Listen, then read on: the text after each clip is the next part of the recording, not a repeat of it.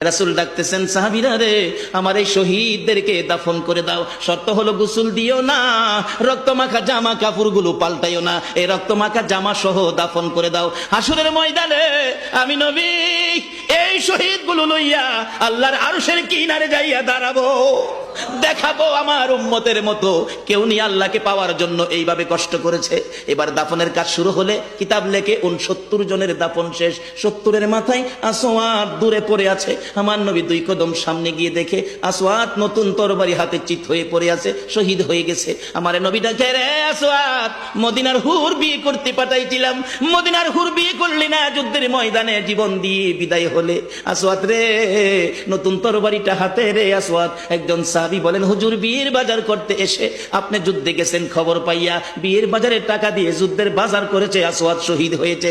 আমার নবী ডাকে, মাবুদ, আমার আসওয়াদকে তুমি কি দিবা গো আল্লাহ? মদিনার হুর নিল না, রাসূলের পক্ষ নিয়ে জীবন দিয়ে দুনিয়ার থেকে বিদায় হলো, আমার আসওয়াদকে তুমি কি দিবা গো আল্লাহ? আসওয়াদের লাশটা ধরে ধরে কবরের দিকে নিয়ে আসতেছে। গোসল লাগবে না, কাফন লাগবে না, শুধু দাফন করে দিবে। আমার নবী আসওয়াদের কবরের পাশে দাঁড়াইয়া মুস্কি মুস্কি হাসতেছেন। সাহাবীরা আরজ করেন, ইয়া রাসূলুল্লাহ, এই কবরের পাশে হাসতেছেন কেন, ব্যাপার কি? আমার